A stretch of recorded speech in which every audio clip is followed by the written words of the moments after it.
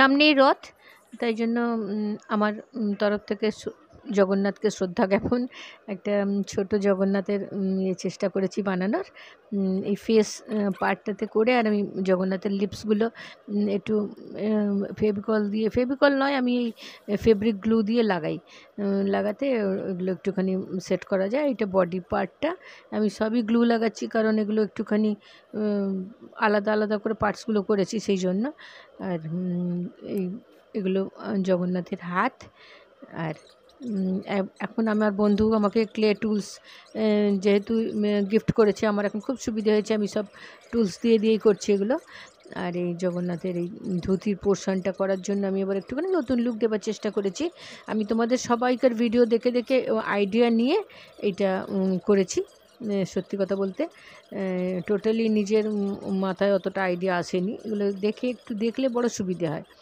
তোমরা সবাই সুন্দর সুন্দর জগন্নাথ করছো, আমি দেখছি, দেখে আমি ভাবলাম আমিও একটা চেষ্টা করি। তাই ধুতির কোঁচাটা এই ছোটো ছোটো জিনিসগুলো আমার খুব পছন্দের কাজগুলো, আর এগুলো করতে পারার জন্য আমার তোমাদের সবাইকে অনেক অনেক ধন্যবাদ। আর এই জগন্নাথের উড়ুনিটাকে দুটো পোর্শন করে নিয়ে আর কুচি দিয়ে করার চেষ্টা করেছি। দেখো কেমন লাগছে, পুরো দেখলে মনে হবে যেন সত্যি কাপড় দিয়ে লাগানো, দুপাশে দুটো যেরকম ঝোলে উত্তরীয়টা সেরকম করে, আর মাঝখানটা ঝুলিয়ে দিয়ে।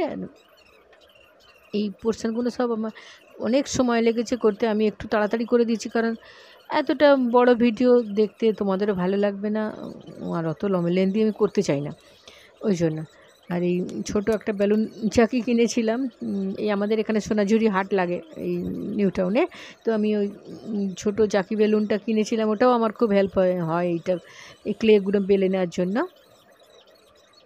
এই জগন্নাথের বডি পার্টটা পুরো অলমোস্ট হয়ে গেল।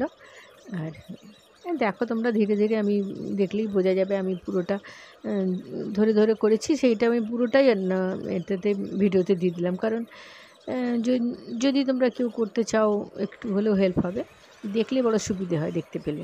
ময়ূরপুচ্ছ ছোটো ছোটো পার্ট করে করেছি আমি। এটা শঙ্খ, হ্যাঁ শঙ্খ, তারপর পদ্ম, এগুলো সব জগন্নাথের পার্টস। তোমরা দেখো তোমাদের কেমন লাগে। আমার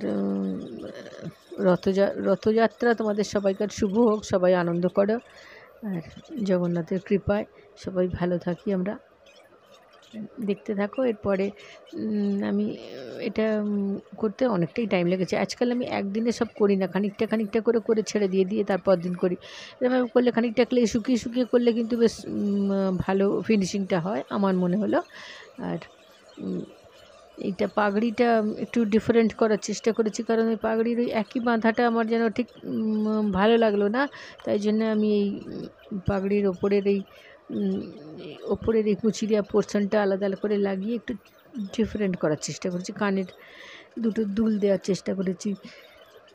এগুলো এই ক্লে টুলসগুলো দিয়ে এগুলো খুব সুবিধে হয়েছে করতে।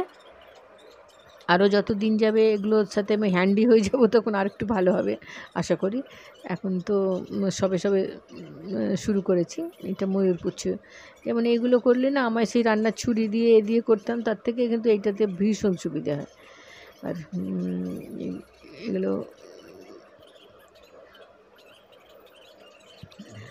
তোমরা দেখো তোমাদের কেমন লাগে, তোমরা যারা ক্লে জুয়েলারিস বানানো। এইটা আমি একটু চৈতন্যর মুখ একটা করার চেষ্টা করেছি। ফেস বানানোটা আমি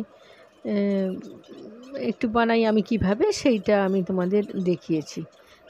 চৈতন্যর মুন্ডিত মস্তক, আর আমি এটা একটা স্পেসিফিক প্যাটার্ন করার চেষ্টা করেছিলাম এবারে, যে যাতে দেখলে মনে হয় যে সেই আর্ট ফর্মটার নামটা আমার ঠিক এই মুহূর্তে আমার মনে পড়ছে না, কিন্তু আমি ওটাই ফলো করে করার চেষ্টা করেছি আর কি, যার জন্য দেখবে ঠিক যখন পুরো হবে তখন দেখলে বুঝতে পারবে।